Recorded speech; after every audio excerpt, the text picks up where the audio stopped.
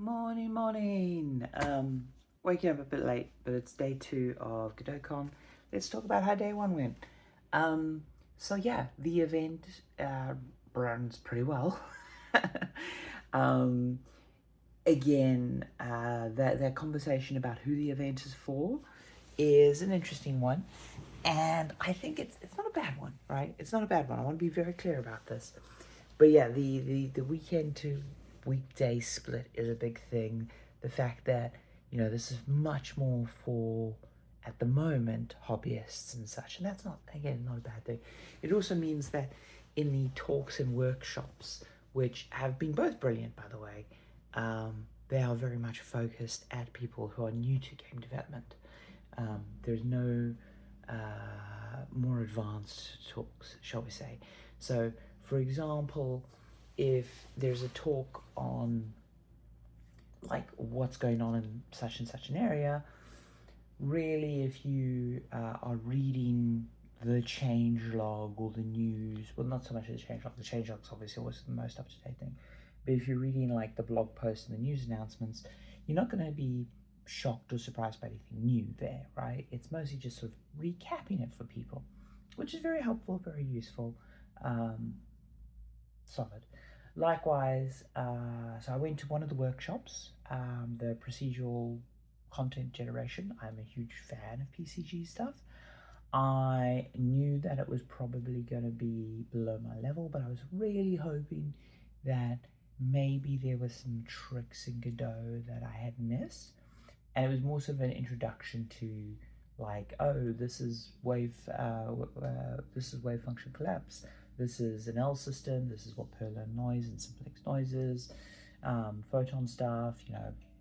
What you would expect. Sort of my first PCG class. And it was very, very, very helpful. Had good code. Had good sort of introductions.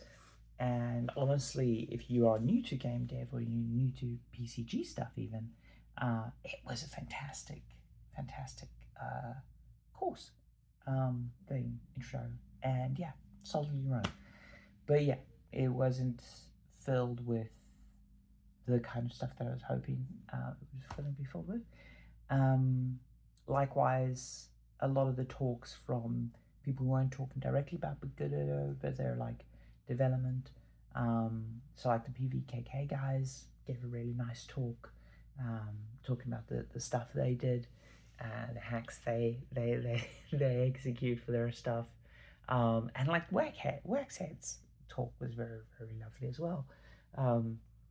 But like the fact that Waxheads is one programmer who doesn't know C++, so is not touching the engine at all, whatever, is both encouraging, I think, for the community at large, because it's like, hey, you can do a commercial game, at least on PC and stuff, without that kind of technical support.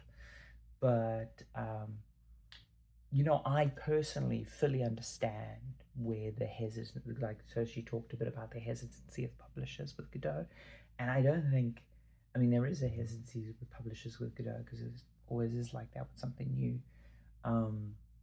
We saw the same thing when Unity first emerged, and then there's kind of an irony where it used to be that, like, if you didn't have good tech internally, you wouldn't get a contract. It started being like, oh, if you're using in-house tech, it's harder to sign a publisher deal, because publishers are very traditional.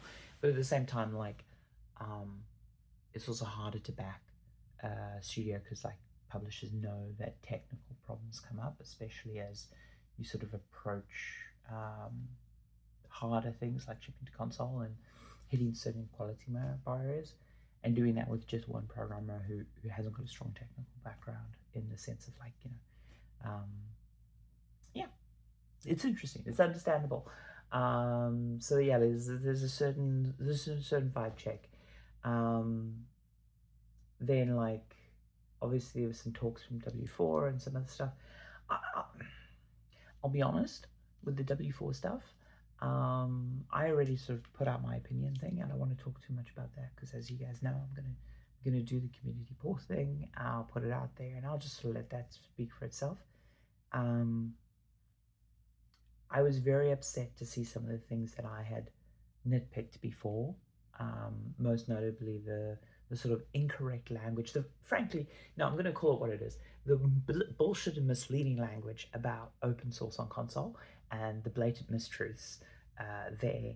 And look, if you want to build Unity Cloud and Unity, if you want to build all those like service infrastructures and makes money and be a porting house, power to you. And I think that's totally fine. I think that's totally fine.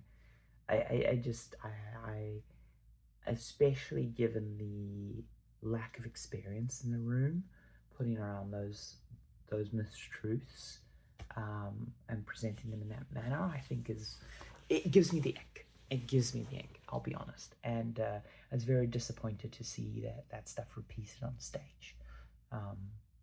Because yeah, it's a thing, and I was extremely disappointed that when they gave that talk, they then didn't have time for Q&A, and they disappeared off, because that was I feel misogyny. Anyway, it's fine. Overall conference really solid. I'll sort of do a longer thing at the end. I'm really running behind and stuff. Talk's really great. Honestly, if you're new to game development, this conference is like an A+. A+. If you're new to commercial game development even, I would say this conference is an A+. I think if someone were coming to this conference and they hadn't shipped their first commercial video game, they'll get a lot more out of this conference than they would have out of GDC or Develop or any of those kind of events. If you are in the commercial space, it's fun to see the community. It's fun to meet people and such. But yeah, it is at this point more of a fun trip for me than a useful trip. But I am also loving trying to sort of meet people and put names to faces, contributors and things like that. Useful stuff. Trying to build bridges.